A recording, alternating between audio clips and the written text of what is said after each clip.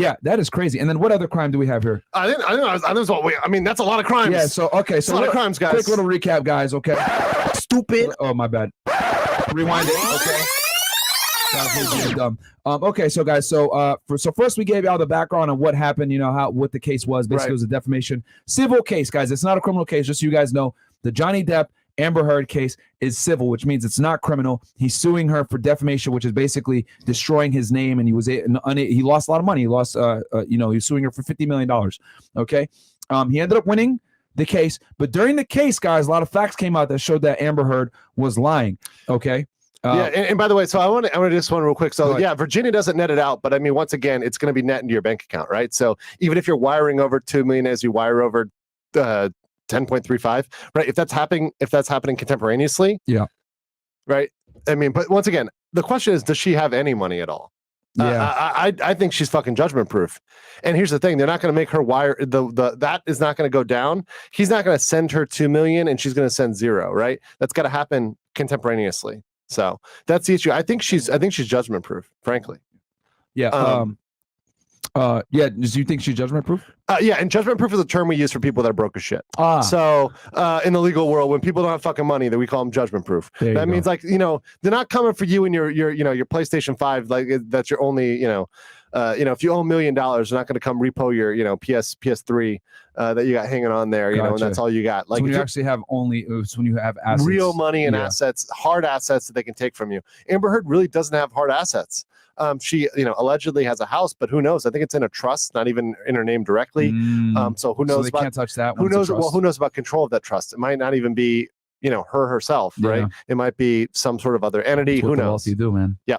Okay. So we talked about, the background of the case. So she basically lost the trial. She lost the defamation trial. So she's liable for $8 million now. Yes. She, during the course of the trial, was proven that she had lied in a couple of different situations. The first lie, guys, was she claimed that she pledged, or she was going to pay money, $7 million to be exact, to a charity donation, and she never did.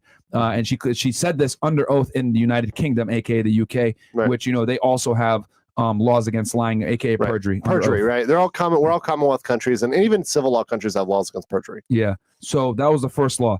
First thing that she got in trouble for. Second was in Australia, she basically brought her Yorkie in. 2 Yorkies. Two Yorkies. Pistol. Yeah, claiming that she didn't know Australian custom laws and I didn't know and all this other shit. But there's some evidence to show that she did know. She knew. So she basically lied to customs officers, which would probably be a federal Australian offense. Yes. And then also she she assaulted Johnny by throwing a bottle, a handle of vodka, handle of vodka at his hand, which severed his hand. And there is a crime in Australia called glassing. Yeah. Which, don't ask me how they have a law called glassing, but it is a crime where a bottle is used. Any glass is used. Glass is used as a weapon.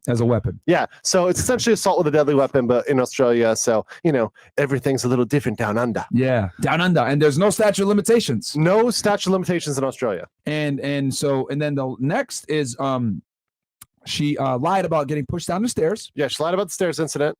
And she lied about a lot of stuff during the trial, guys, but that's one that stands out. Yeah. Right? I say, hey, she lied under oath about that, right?